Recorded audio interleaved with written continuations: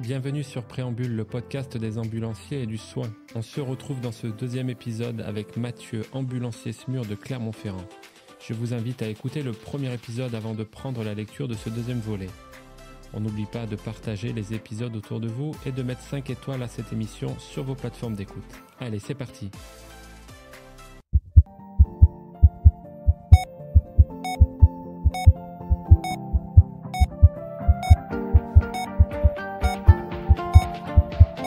Préambule, le podcast des ambulanciers et de la santé.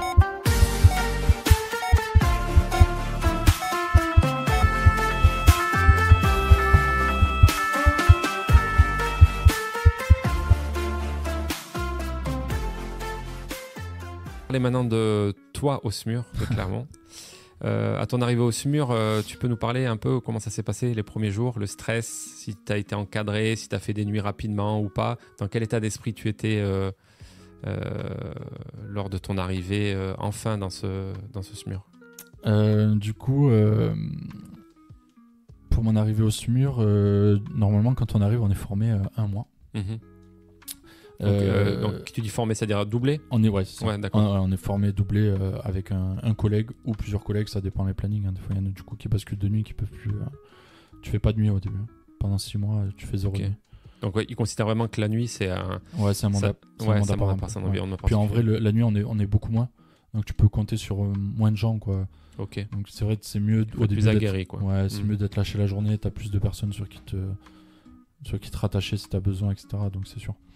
Donc du coup tu as une formation doublure de 1 mois où là vraiment on t'apprend on te part des bases, on te reprend un peu tout ce que tu as fait à la FAE et on te tire vers le haut pour que tu sois lâché le plus rapidement possible. D'accord. Dans de bonnes conditions. Et au niveau du stress, quand t'es arrivé, il était, je suppose, au maximum. Ouais, bah oui, là tu te dis la peur de mal faire. Le but, c'est ce que je voulais faire. Je l'ai fait au bout de 8 ans, alors même peut-être un peu plus. Donc oui, stress de mal faire, stress de la première intervention. Ouais, bien sûr. En soi, avec un compagnonnage bien, franchement, ça...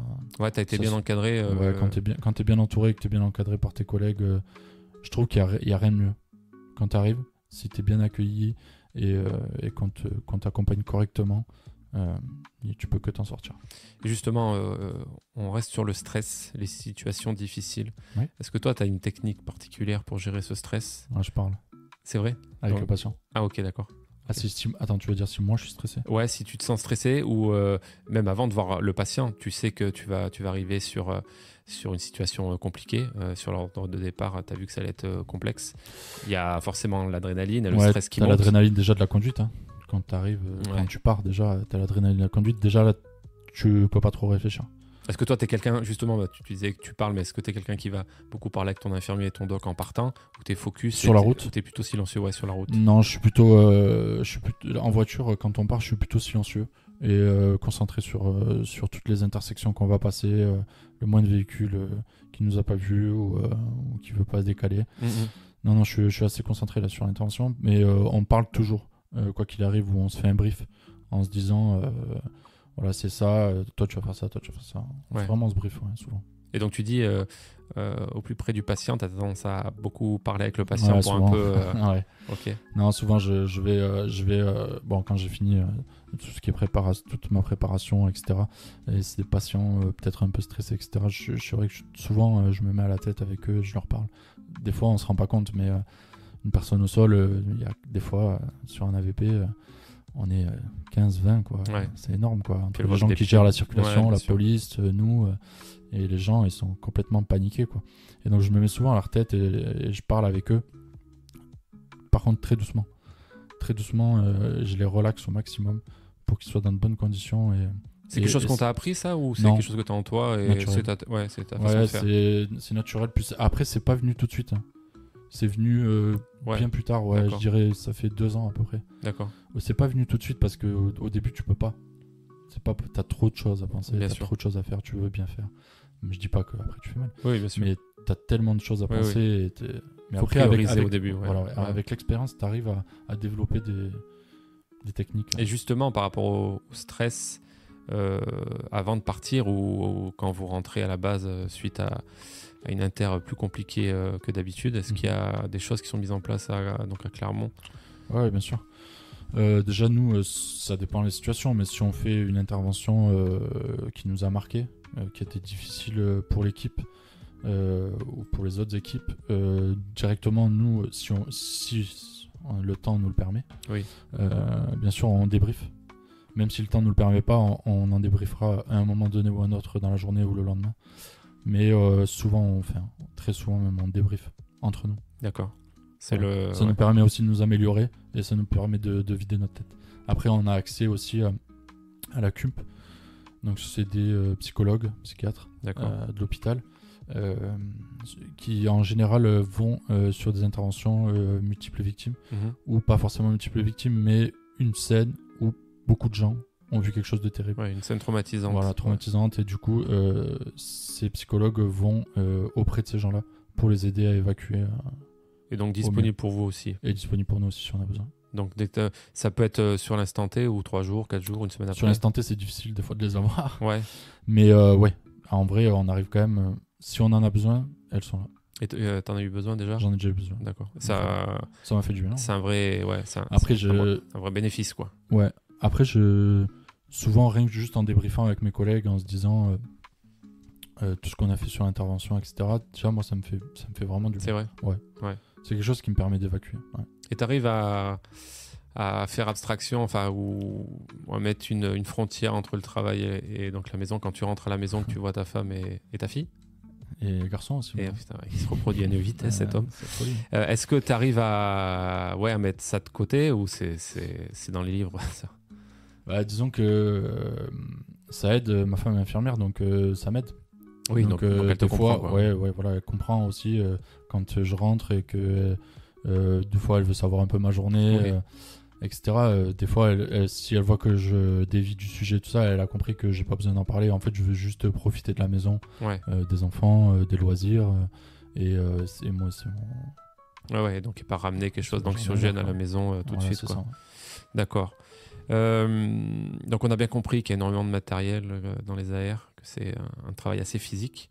Est-ce que, peut-être une question bête, mais est-ce qu'il y a une sorte de prépa physique où il est conseillé aux ambulanciers d'être en bonne forme, de pratiquer une activité régulière? Bien sûr.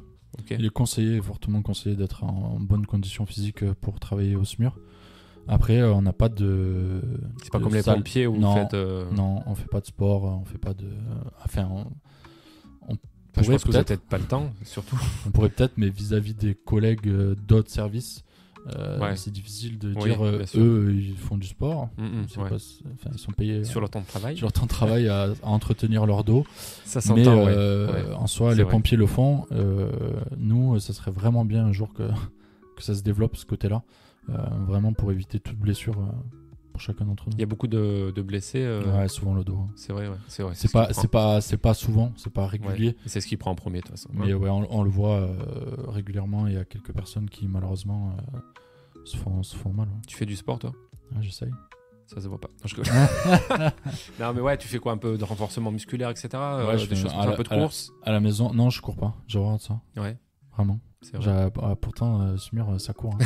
Ils courent tous. Ouais, mais c'est pas la même course, c'est pas pareil. Ils courent tous. Non, mais en dehors, ils font beaucoup de trail et tout. Ouais. Là, tous, ils sont un peu passionnés de ça. Là. Mais moi, absolument pas. Quoi. Je prends pas de plaisir là-dedans. Je suis plus sport co, moi. Je suis un peu comme toi, ouais. C'est je prends plus plaisir à jouer avec des gens, à partager des moments et tout. Je me retrouve un peu plus. Du coup, tu m'as dit combien de temps ça fait que tu es au SMUR? 5 ans là maintenant. 5 ans. Est-ce que selon toi, au bout de 5 ans, y a forcément encore des choses à faire progresser dans ta personnalité, dans ta façon de travailler? Ah oui, j'espère. Ce qui te vient donc à l'esprit, il faudrait que tu travailles sur quoi donc à ton avis? Là tout de suite ouais. Tu me prends de court. Là, développer à fond dans la formation encore. Okay. J'aimerais bien me former encore plus pour pouvoir transmettre derrière. D'accord, ouais. Donc tu es parti sur un cursus de formateur. Oui. Ok. En parallèle ou après? Les deux. Les deux, ok. T'es obligé de toute façon. D'accord. Tu peux pas être... à mon sens, tu peux pas transmettre quelque chose que tu as appris si t'es plus dedans, quoi. Oui, je comprends. Oui, évidemment. Tu vas peut-être le faire pendant 2-3 ans. Ouais, mais après, les choses vont tellement vite sûr. que tu seras débordé, quoi. Enfin, tu seras pas débordé, tu seras dépassé. Question brûlante. Est-ce que toi, au quotidien, sur les inters, tu vois une différence entre... Donc, on va prendre secours à victimes à domicile. Hein, une différence entre les pompiers et les ambulanciers privés dans l'approche de la victime, dans la connaissance du matériel, dans la prépa, je sais pas. Moi, ça serait de mentir si je disais non. Hein. Non, mais... oui, les pompiers, très clairement, ils ont énormément de formation, ils ont énormément d'entraînement, ils ont énormément de moyens, que ce soit financier, mais en termes de matériel. Donc oui, très clairement, il y a un autre niveau, hein, c'est sûr. Hein. Donc c'est quoi ? C'est des raccourcis qui se font plus vite chez eux sur une inter ? Ils savent réagir plus vite ou c'est l'approche qui est plus professionnelle ? Je sais pas, c'est ce qui me vient. Non, je dirais pas ça. Juste, eux sont vraiment meilleurs, je pense, en termes de brancardage. Tu vois, par exemple, sur de la préparation, sur des pans néerlandais, des choses comme ça, tu vois. C'est ce qui... ils le pratiquent pratiquent beaucoup plus. Mais eux sont souvent. 3, nous, en plus. Quand on est en ambulance privée, on est 2. Donc, tu vois, tout ça, c'est des gestes qu'on a du mal à... Enfin, qu'on peut pas faire, quoi. Donc oui, sur plein de gestes, ils sont je dirais pas au-dessus, mais ils sont un peu meilleurs, quoi, tu vois. C'est tout. Donc, ce qui manquerait aux ambulanciers privés, c'est de la pratique comme pratiquent les pompiers en faisant des manœuvres, par exemple, ou des choses comme ça. Très clairement. Ouais. Ça passe par la formation aussi. Ça passe par la formation, et ça passe par du temps libéré pour eux, pour venir se former, apprendre, continuer à apprendre et être intéressé. D'accord. Ton métier, il évolue au quotidien, tu nous l'as dit, on est vite dépassé quand on décroche. Comment il évolue avec les nouvelles technologies ? Est-ce qu'il y a des choses qui sont apparues ces dernières années qui n'existaient pas avant ? Oui, on a toujours de l'évolution. Là, très clairement, on a une évolution. On était sur papier stylo pour tout noter, tout le renseignement du patient, d'accord. ses antécédents, tout ce qu'on a fait comme geste, comme drogue, comme médicaments, etc. Là maintenant, on est passé sur du digital, on est passé sur tablette, qui est directement du coup télétransmis et en lien avec la régulation. Donc en un visuel. Ce qu'on écrit sur la tablette, c'est lu directement, soit par le médecin régulateur, soit par un ARM, un assistant de régulation médicale, directement en salle de régule, quoi. Donc c'est vraiment pratique. On fait un électro, on le prend en photo, c'est pris en photo, c'est télétransmis, quoi. C'est tout de suite, quoi. C'est instantané. Donc des petites tablettes Samsung de la maison. Et tout le monde pense que c'est des trucs de fou, c'est des tablettes lambda. Hein. Et en tant qu'ambulancier, tu utilises on utilise la tablette, les 3. Ok. Vous avez une formation donc en interne pour ça ou ça se fait sur le terrain ? Non, si on a eu une toute petite formation pour avoir la prise en main du logiciel, mais c'est intuitif, quoi. On est tous bons là-dedans maintenant, donc ça se fait très naturellement. D'accord. C'est en vrai le plus dur. C'était pour les anciens. Hein. Ouais. Les anciens qui étaient au papier stylo. Ouais. Ils ont perdu des cheveux encore plus. Hein. Se mettre à leur place, les pauvres. Ouais. C'est difficile. Est-ce que on parle forcément dans le soin de manière générale, hein, pas que dans le transport sanitaire, des problèmes d'effectifs, des problèmes de moyens.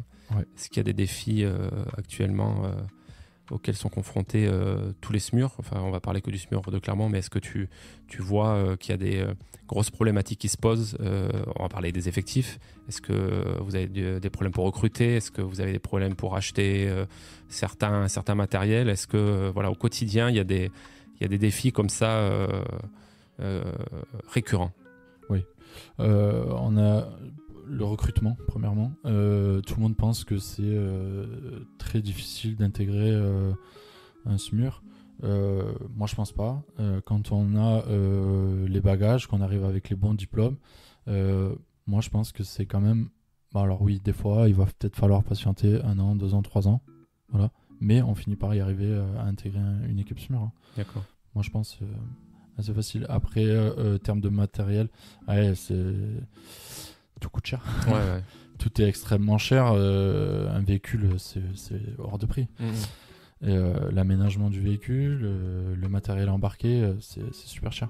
Après, que le matériel, donc il est poncé jusqu'à la dernière goutte avant de... Non, quand même pas. Non. Okay. Non, vraiment là, je pense que c'est pas moi qui m'occupe de ça, mais il y a des charges qui est fait. Okay. Et on a du bon matériel. Depuis d'ailleurs 2-3 ans là maintenant, on a vraiment du bon matériel, on n'est pas à plaindre. D'accord. Et tu nous parlais des effectifs. Donc, c'est difficulté donc, à recruter parce que le métier n'intéresse pas. Si, le métier intéresse. Ouais. Le problème, c'est les gens qui n'ont pas toutes les formations en fait. C'est-à-dire que genre il y a des gens qui postulent juste avec c'est ça, en étant ADE, ils se disent ouais ça va peut-être passer. Ouais, c'est ça. Okay. Ils se disent peut-être que ça va pouvoir passer. Ou alors c'est bon, j'ai passé ma FAE, j'ai mon stage de conduite, je vais postuler. Enfin bon, ouais. Mais en fait, du coup, il lui manque le permis poids lourd parce que nos ambulances de réanimation, elles sont en poids lourd, donc on est obligé. On pourrait faire un débat de ça, mais bon, il y a quand même des aides-soignants qui ont fait office d'ambulanciers SMUR qui le font toujours. Qui le font encore. Qui le font toujours et du coup qui sont en train de. Les hôpitaux là, tu vois. Moi qui suis un peu dans la formation maintenant aussi, on voit beaucoup d'aides-soignants qui font office d'ambulancier SMUR. Ça, on est bien d'accord que c'est pas dans les clous, ça. Ah non, c'est légal. Ouais, ok. Ouais.